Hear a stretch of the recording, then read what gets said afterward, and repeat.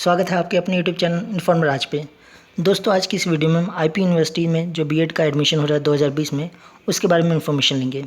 दोस्तों, इस वीडियो में हम जानेंगे कि आईपी यूनिवर्सिटी में बीएड में एडमिशन लेने का क्या प्रोसीजर है, एलिजिबिलिटी क्राइटेरिया क्या है, फीस स्ट्रक्चर क्या होता है इसका, अप्लाई करने के लिए डेट क्या है और कौन कौन सी कॉलेजेस है आईपी के अंदर जो कि बीएड का कोर्स ऑफर करती है और अलग अलग कॉलेजेस में कितनी कितनी फ़ीस है। तो दोस्तों, इस वीडियो में हम जो इंद्रप्रस्थ यूनिवर्सिटी है, गुरु गोविंद सिंह इंद्रप्रस्थ यूनिवर्सिटी, उसमें जो बीएड का जो एडमिशन हो रहा है 2020 में, उसकी कंप्लीट इन्फॉर्मेशन लेंगे। तो प्लीज़ वीडियो को पूरा देखिएगा ताकि आपको कंप्लीट इन्फॉर्मेशन मिल सके। तो चलिए दोस्तों, वीडियो को शुरू करते हैं। तो जैसे कि दोस्तों मैंने आपको वीडियो को शुरू में बोला, ये गुरु गोविंद सिंह इंद्रप्रस्थ यूनिवर्सिटी जो कि दिल्ली में सिचुएटेड है, उसके एडमिशन की इसमें बात होगी। ये सेशन 2020-21 के लिए है। इसके लिए जो नोटिफिकेशन है वो जारी कर दी गई है इंद्रप्रस्थ यूनिवर्सिटी द्वारा। और अगर इसकी बात करें हम, जो बैचलर ऑफ एजुकेशन यानी बीएड का जो कोर्स है, आईपी यूनिवर्सिटी जो बैचलर ऑफ एजुकेशन का जो कोर्स प्रोवाइड करती है वो 2 साल का होता है। जैसे कि आप सबसे नीचे इस स्लाइड में देख सकते हैं, सबसे नीचे लिखा हुआ है bachelor of education 2 years B Ed course. इसका जो सीईटी कोड है वो 125 है। सीईटी क्या होता है दोस्तों, ये ध्यान समझ लीजिए आप। इंद्रप्रस्थ यूनिवर्सिटी में बीएड में एडमिशन लेने के लिए आपको एंट्रेंस एग्ज़ाम से गुजरना पड़ता है। इनका जो एंट्रेंस एग्ज़ाम है उसका नाम है सीईटी, कॉमन एंट्रेंस टेस्ट। इस कॉमन एंट्रेंस टेस्ट में जिनके जो भी मार्क्स आप ऑब्टेन करते हो उसके हिसाब से मेरिट लिस्ट बनाई जाती है, और जो भी उस मेरिट लिस्ट में ऊपर के कैंडिडेट होते हैं जिन्होंने ज़्यादा स्कोर कर रखा होता है उनका एडमिशन हो जाता है। उससे कम वाले जो बच्चे होते हैं, अगर मान लो ऊपर वाले बच्चों ने अगर एडमिशन नहीं लिया, कुछ सीट अगर वैकेंट हो जाती है, रह जाती है, तो बाकी कम नंबर वाले बच्चों को चांस दिया जाता है। यानी कि लिस्ट जारी की जाती है, फर्स्ट लिस्ट, सेकंड लिस्ट, ऐसे करके लिस्ट जारी की जाती है, और मार्क्स के अकॉर्डिंग जो भी आपका सीईटी होता है उसमें मार्क्स के अकॉर्डिंग आपको एडमिशन के लिए बुलाया जाता है। तो दोस्तों, ये होता है आईपी यूनिवर्सिटी में बीएड में एडमिशन लेने का प्रोसेस। अब हम बात कर लेते हैं आईपी यूनिवर्सिटी में अगर आपको बीएड में एडमिशन लेना है तो उसके लिए क्या एलिजिबिलिटी क्राइटेरिया चाहिए। तो सिंपल से एलिजिबिलिटी क्राइटेरिया जो कि नॉर्मली हर जो यूनिवर्सिटी कॉलेज है उसमें होता है, आपके ग्रेजुएशन में मिनिमम 50% मार्क्स होने चाहिए, और अगर आपने बीटेक या कोई स्पेशलाइज इन साइंस या मैथमेटिक्स का रखा तो उस केस में आपको ग्रेजुएशन में मिनिमम 55% मार्क्स चाहिए। इसके अलावा आप जो भी आपका जो बीएड का एडमिशन क्राइटेरिया, इसमें आपको जैसे कि मैंने शुरू में बताया, आपको सीईटी यानी जो रिटन टेस्ट है उससे गुजरना पड़ता है। तो आई होप दोस्तों आपको एलिजिबिलिटी क्राइटेरिया के बारे में समझ आ गया होगा। ये मायने नहीं रखता कि आपने बीए कर रखा है, बीकॉम कर रखा है, बीएससी कर रखा है, सिंपल आपने ग्रेजुएशन कर रखी होनी चाहिए और उस ग्रेजुएशन में 50% मार्क्स होने चाहिए। और मैं दोबारा रिपीट कर दूँ, अगर आपने बीटेक या कोई स्पेशलाइज इन साइंस या मैथमेटिक्स कर रखा है तो उस केस में आपको मिनिमम 55% मार्क्स चाहिए। अब हम बात कर लेते हैं जो इसका सीईटी यानी एंट्रेंस टेस्ट होता है उसका एग्ज़ाम पैटर्न क्या है। दोस्तों, इसमें टोटल 100 क्वेश्चन होते हैं इस एंट्रेंस टेस्ट में, और इसमें 4 सेक्शन होते हैं। सबसे पहले इंग्लिश कंप्रीहेंशन के क्वेश्चन होते हैं जो कि 15% यानी कि 15 क्वेश्चन होते हैं। मेंटल एबिलिटी एंड रीजनिंग के क्वेश्चन होते हैं 40%। जनरल अवेयरनेस के 25% क्वेश्चन होते हैं। एप्टीट्यूड फॉर टीचिंग यानी टीचिंग के लिए जो भी एप्टीट्यूड चाहिए, जो भी आपके पास स्किल चाहिए, उससे रिलेटेड 20% क्वेश्चन होते हैं। ये चारों सेक्शन आपको हिंदी और इंग्लिश दोनों में अवेलेबल होते हैं, और जाहिर सी बात है जो इंग्लिश का सेक्शन होता है, जो इंग्लिश कॉम्प्रिहेंशन का सेक्शन होता है, वो सिर्फ इंग्लिश में ही अवेलेबल होता है। तो दोस्तों, ये होता है एंट्रेंस टेस्ट का पैटर्न।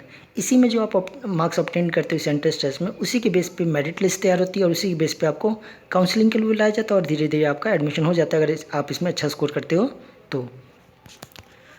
अब हम बात कर लेते हैं कि जो आईपी यूनिवर्सिटी, इसके अंदर कितने कॉलेजेस आते हैं, उनमें टोटल कितनी सीट्स है। तो दोस्तों, यहाँ पे आप देख सकते हैं इसके अंदर बहुत सारे कॉलेजेस आते हैं। आईपी जो है एक यूनिवर्सिटी है, उसके अंदर कई सारे कॉलेजेस आते हैं। तो आईपी के अंदर जो बीएड प्रोवाइड करने वाले जो कॉलेजेस है, कुल मिला के आप देख सकते हैं 24 हैं। ये पूरी यहाँ पे लिस्ट दे रखी है, आप वीडियो को चाहो तो पोस्ट करके आप यहाँ पे पढ़ भी सकते हो। बाकी मैं जो ये पीडीएफ है इसकी पूरी जो लिंक है वो डिस्क्रिप्शन में डाल दूँगा, वहाँ पे आप 1 बाय 1 पढ़ सकते हो। तो आईपी यूनिवर्सिटी के अंदर टोटल 24 कॉलेजेस आते हैं, और इन सभी कॉलेज में 100 सीट हैं बीएड के लिए। यानी कुल मिला के आईपी यूनिवर्सिटी के अंदर 2400 सीट होती है बीएड कोर्स के लिए। तो आप वीडियो को पॉज करके इसे पूरा रीड कर लीजिए अगर आपको पढ़ना है तो। इसके अलावा मैं डिस्क्रिप्शन में पूरा लिंक दे दूंगा इस पीडीएफ का, ताकि आप डाउनलोड करके भी पूरी नोटिफिकेशन को पढ़ सको। अब जो ये मैंने सीट्स और कॉलेजेस बताए, इसमें खास बात ये है, टोटल 2400 सीटें तो हैं, लेकिन इसमें से 85% सीट जो है ना दिल्ली रीजन कैंडिडेट के लिए आरक्षित है। अब ये दिल्ली रीजन कैंडिडेट वो कैंडिडेट होते हैं, ऐसा नहीं है कि आपको दिल्ली के निवासी होने चाहिए, आपके पास दिल्ली का डोमिसाइल होना चाहिए, ऐसा नहीं है। अगर आपने अपनी ग्रेजुएशन या 12th या जो भी अपनी क्वालिफिकेशन है, अगर आपने 12th दिल्ली के रीजन में कर रखी है, दिल्ली का जो एरिया वहाँ से कर रखी है, दिल्ली के किसी कॉलेज से, दिल्ली के किसी स्कूल से अगर आपने कर रखी है तो आप दिल्ली रीजन कैंडिडेट के लिए आप अप्लाई कर सकते हो, यानी कि आप उसके अंतर्गत आते हो। भाई अगर आपने किसी और स्टेट के कॉलेज से या स्कूल से अगर आपने ग्रेजुएशन या स्कूलिंग कर रखी है तो उस केस में आप आउटसाइडर कहलाते हो और आपके लिए सिर्फ 15% सीट होती है इन 2400 सीटों में से। यानी इन 2400 सीटों में से 85% सीट्स दिल्ली रीजन कैंडिडेट के लिए आरक्षित है और बाकी जो 15% सीटें वो बाकी राज्य जो हैं इनके लिए, यानी कि आउटसाइडर दिल्ली रीजन कैंडिडेट के लिए है। अब हम बात कर लेते हैं इसके फ़ीस स्ट्रक्चर के बारे में। जो आईपी यूनिवर्सिटी है तो दिल्ली गवर्नमेंट के अंडर आती है, लेकिन इसका जो फ़ीस है काफ़ी ज़्यादा हाई है। इसमें जैसे कि मैंने आपको पीछे बताया टोटल 24 कॉलेजेस आते हैं, तो हर कॉलेज की फ़ीस वेरी करती है। कुछ कॉलेजेस की फ़ीस 50,000 पर एनम के अकॉर्डिंग है और कुछ ऐसे भी कॉलेजेस हैं जहाँ पे 1 लाख से भी ज़्यादा फ़ीस है। यानी कि आईपी यूनिवर्सिटी के अंदर जो भी कॉलेज हैं उनकी फ़ीस वेरी करती है। कुल मिला के जो फ़ीस है आप कह सकते हो 50,000 से लेकर 1,25,000 के अराउंड होती है। अगर आपके मेरिट लिस्ट में अच्छे नंबर आते हैं तो आपको पहली काउंसलिंग में बुलाया जाता है और जब पहली काउंसलिंग में आपका नंबर आ जाता है तो आप उस कॉलेज को चूज़ कर सकते हो जिसकी फ़ीस कम है। यानी कि आपके सीईटी में जो मेरिट लिस्ट में जो मार्क्स है उसके अकॉर्डिंग फ़ीस भी काफ़ी डिपेंड करती है, क्योंकि अगर आपके अच्छे मार्क्स हैं, फर्स्ट काउंसलिंग में आपको बुलाया गया है तो आप ऐसा कॉलेज चूज़ कर लीजिए जिसकी फ़ीस कम है। वही अगर आपके थोड़े कम मार्क्स है और आपको बाद की काउंसलिंग में बुलाया गया तो वहाँ पे हो सकता है आपको ज़्यादा फ़ीस पे करनी पड़ जाए। अब हम बात कर लेते हैं इंपॉर्टेंट डेट्स के बारे में। तो दोस्तों आईपी यूनिवर्सिटी में एडमिशन लेने की जो लास्ट डेट रखी गई है 30 जून 2020 रखी गई है। खैर दोस्तों आपको पता अभी कोविड-19 कोरोना वायरस की वजह से जो लॉकडाउन लगा हुआ है या जो भी सिचुएशन क्रिएट हो गई उसकी वजह से ये डेट जो है आगे बढ़ सकती है।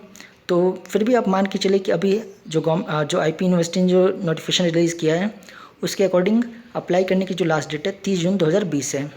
बाकी आप कोशिश करिए अगर आपको एडमिशन लेना है तो इस डेट से पहले ही एडमिशन ले लीजिए। ये भरोसे में मत रहिएगा कि डेट आगे बढ़ेगी, बढ़ भी सकती है नहीं भी बढ़ सकती। और अप्लाई करने के लिए आप सिंपल इनकी ऑफिशियल जो वेबसाइट है www.ipu.ac.in इस पर जाके ऑनलाइन अप्लाई कर सकते हो। तो दोस्तों ये पूरी इन्फॉर्मेशन थी आईपी यूनिवर्सिटी से बीएड करने के रिगार्डिंग। अगर इस वीडियो में कुछ छूट गया हो तो आप कमेंट बॉक्स में पूछ सकते हैं, मैं 100% रिप्लाई करूँगा। इसके अलावा अगर आपको वीडियो अच्छी लगी हो तो प्लीज़ लाइक कर दीजिए और प्लीज़ अगर किसी को ज़रूरत हो इस वीडियो की प्लीज़ उसके साथ शेयर कीजिए। और ऐसी इन्फॉर्मेटिव वीडियो के लिए आप हमारे चैनल को सब्सक्राइब कर सकते हो। थैंक यू दोस्तों।